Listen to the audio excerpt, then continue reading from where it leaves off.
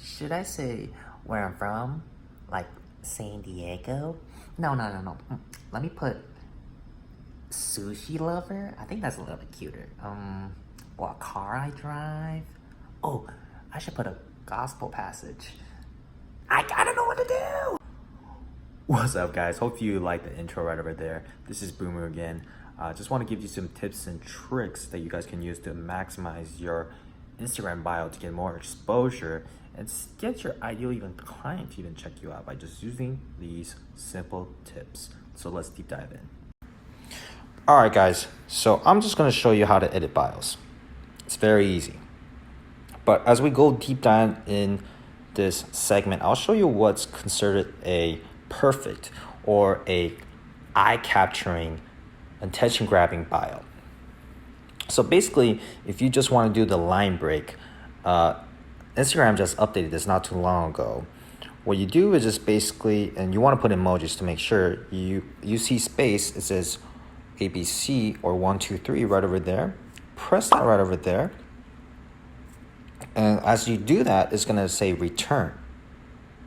So you're able to do the line break. So what you want to do the line breaks is you want to make sure it's all organized and put some emojis, because emojis for some reason it's very capturing, and people are not really familiar of reading things just by words itself, because it kind of reminds them of just reading textbooks or just plain books instead of comic books. I think that's the reason why so many people like it. And just like that, it just shows you a very organized way how to do it. Now, the problem right over here is you don't want to make your bio super long, because you're allowed to have the 150 characters and you're not allowed to have a check mark in your Instagram bio, which I just had to learn that firsthand just today. So I just made a very simple bio just to give you an example, because Instagram back in the day wasn't able to do that, and if you try to press return in the traditional way, it was all random like that. But the thing is that you can actually just put all your captions or whatever statements you want to make on a notepad, and all you can do is just simply copy and paste, and that's how it looks. So if you don't want to do the 1, 2, 3 return, or you just want to do that on the notes side, you can do that. And the funny thing about the notes side is if you also do that on a regular post, it's going to show exactly on the notes pad. So it's a very great way to test out how your captions, how your emoji, or how your display is going to work even before you put it. Now, second is the name. Now, you don't want to put your the business page's name and do a rinse and repeat. I'll tell you why. I put entrepreneur and marketing. So right now, I'm just going to go to my regular Instagram user, which is my actual Instagram. So I'm going to put entrepreneur. I actually don't follow my account. If you follow, I actually do follow my account. So I'm going to put entrepreneur. Now, the funny thing is you're going to find a lot of pages that did not put their actual username as their name in the bio. You can see right over here, Mentis Tribes is a business and entrepreneur page. This page right over here is about success and entrepreneur. And this lady right over here, Brittany, is actually a hairstylist as well. So I'm just going to use an example, hairstylist. What you're going to find is very interesting enough is that you're going to find a lot of accounts that didn't actually use their own name, and they actually use the occupation or what the page is about. So you can find some new followers, new clients, or people that haven't followed you by simply just doing that. So it's just very interesting. Or business strategy. Just like that, people are able to find you, and you're able to find some pages that you feel like you want to relate, or it's a great way to even do hashtag research or niche research on what the successful accounts are already doing firsthand enough. So right over here, right over there, that's when it comes to names. Now, the third one is giving authority, credibility / trust. You want to establish trust right away. So Dan Lok, this page right over here has 1.3 million. He's the king of high ticket sales. So he is an expert when it comes to high ticket closing, high ticket products. Grant Cardone, a 21 best-selling author. Wow.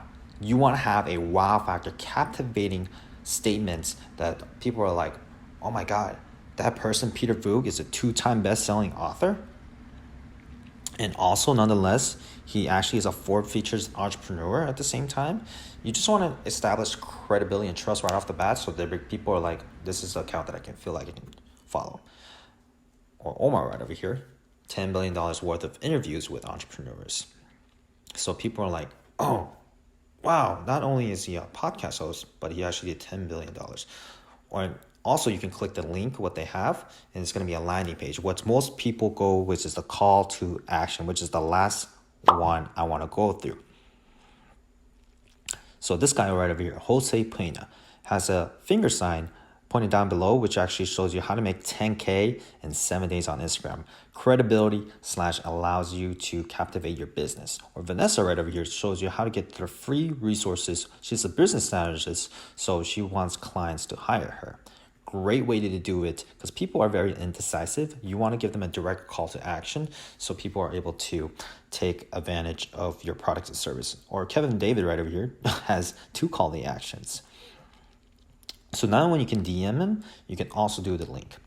Now the very underlying thing that people don't really talk about at the same time is your profile picture.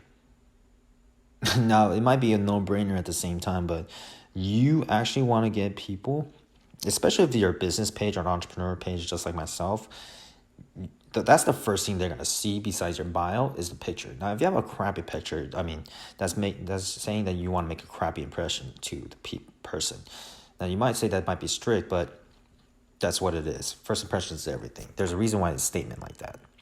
Or what you can do, what I did was simply pay someone on Fiverr.com or Upwork for $5, $10, just get a logo just like this. A very clean, slick, and just very organized logo that shows you that you really, really care and take your page seriously. So you're able to do that.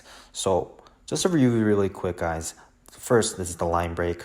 Make sure it's organized. So it shows that most successful links do that anyways.